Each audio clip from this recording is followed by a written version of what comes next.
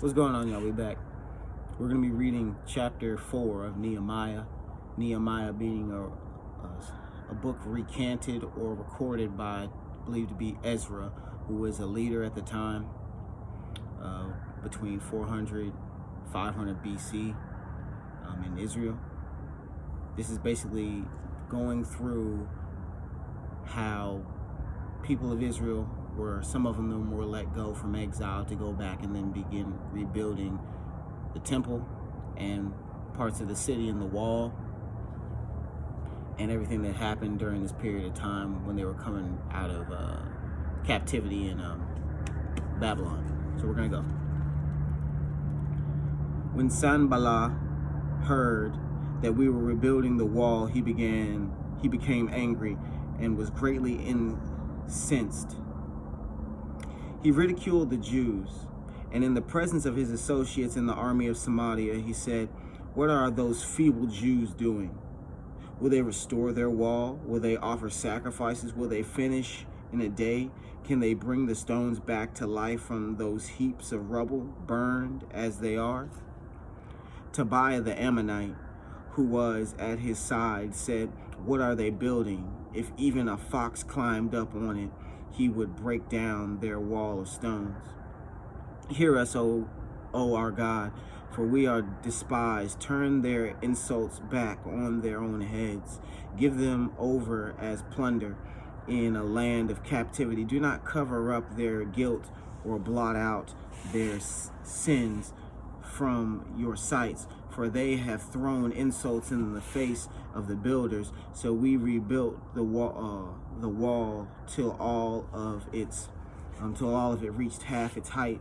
For the people worked with all their hearts. But when Sanballat, Tobiah, and the Arabs, the Ammonites, and the men of Ashdod heard that the repairs to Jerusalem's walls had gone ahead and that the gaps were being closed, they were very angry. They all plotted together to come and fight against Jerusalem and stir up trouble against it. But we prayed to our God and posted a guard day and night to meet this threat. Meanwhile, the people in Judah said, "The strength of the laborers is giving out, and there is so much rubble that we cannot rebuild the wall." Also, our enemies said, "Before they know it or see us, we will be right there among them and will kill them and put an end to the work." Then the Jews who lived near them came and told us 10 times over, "Wherever you turn, they will attack us." Therefore, I stationed some of the people behind the lowest points of the wall at the exposed places, posting them by families with their swords, spears, and bows. After I looked things over, I stood up and said to the nobles, the officials, and the rest of the people, "Don't be afraid of them. Remember the Lord, who is great and awesome, and fight for your brothers, the sons and your daughters, your wives and your homes." When our enemies heard that we were aware of their plot and that God had frustrated it, we all returned to the wall, each of his own work. From that day on, half of my men did the work, while the other half were equipped with spears, shields, bows, and armor. The officers posted themselves behind all the people of Judah who were building the wall. Those who carried materials did their work with one hand and held a weapon in the other. And each of the builders wore his sword at his side as he worked. But the man who sounded the trumpet stayed with me.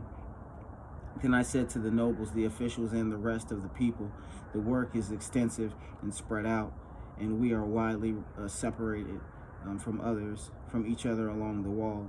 Wherever you hear the sound of the trumpet, join us there. Our God will fight for us." So we continued the work with half of the men holding spears from the first light of dawn till the stars came out.